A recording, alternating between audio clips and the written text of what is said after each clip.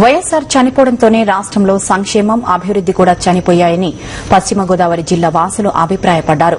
Fee reimbursement దగ్గర నుంచి ఆరోగ్యశ్రీ వరకు అన్ని పథకాలు అటకెక్కాయని తెలిపారు.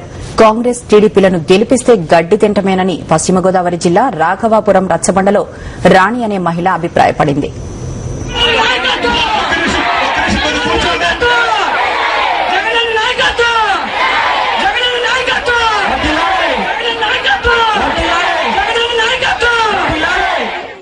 విద్యార్థుల దగ్గర నుంచి వృద్ధుల వరకు తమ సమస్యలను షర్మిలకు చెప్పుకుంటున్నారు.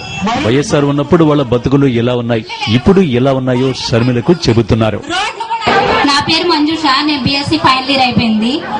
ఇప్పుడు రాజశేఖర రెడ్డి గారు ప్రవేశపెట్టిన పథకం ఏంటి? ఫ్రీ రియంబర్స్మెంట్ అండి. అది చాలా ఎంతో అద్భుతమైన పథకం అండి. దాన్ని బట్టి మా పేరెంట్ లేరు, మా మమ్మీ ఒకతే చదివించింది మమ్మల్ని. 4 years మా అన్నయ్య బీఫార్మసీ చేశాడు. దేనివల్ల? రాజశేఖర రెడ్డి గారు ప్రవేశపెట్టిన పథకం ద్వారా. అదే దేనివల్ల చేశారు? రాజశేఖర రెడ్డి గారు ప్రవేశపెట్టిన పథకం ద్వారా. అదేండి. ఇంకోటి, ఇప్పుడు వచ్చిన కిరణ్ సర్కార్ ఉందే, ఈ ఉన్నత పాఠశాలలో అడుగుతున్నారు కదా, ఏంటి లేటరీస్ ప్రాబ్లం అండి, జెంట్స్ లేడీస్ టాయిలెట్స్ అండి ప్రాబ్లం. బాగా లేడీస్ టాయిలెట్ ప్రాబ్లం ఏంటండి? వాళ్ళు అంటున్నారు మేము బాత్రూమ్స్ లేటరీస్ కట్టిస్తాం, కానీ మీరు క్లీన్ చేసుకోవాలంటున్నారు. పిల్లలు ఎలా క్లీన్ చేసుకుంటారండి? అది అన్యాయం కాదండి. మరి బాలాజీ నా పేరు, రాఘవపురం. పోయిన సంవత్సరం యాక్సిడెంట్ అయిందండి. నా కుటుంబం మొత్తం యాక్సిడెంట్ బారిన పడిపోయింది. నాన్నగారు పెట్టిన ఆరోగ్యశ్రీ ఉండటం వల్ల మేము నలుగురు బతికి బయటపడ్డామండి. అసలు మా ఎమ్మెల్యే గారు చాలా చొరవ తీసుకొని నన్ను చాలా సేవ్ చేశారండి. ఎంజీనాడు హాస్పిటల్ ఫోన్ చేసి మరి చెప్పి నన్ను బాగు చేశారు ఎమ్మెల్యే గారు.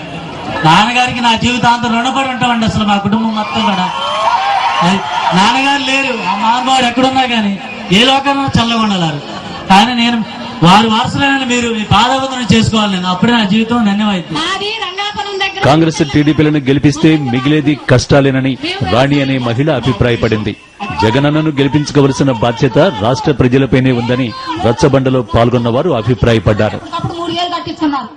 మీరు కాంగ్రెస్ గాని తెలుగుదేశానికి గాని ఓటు వేస్తే మళ్ళీ 5 సంవత్సరాలు గట్టి బతకాలి.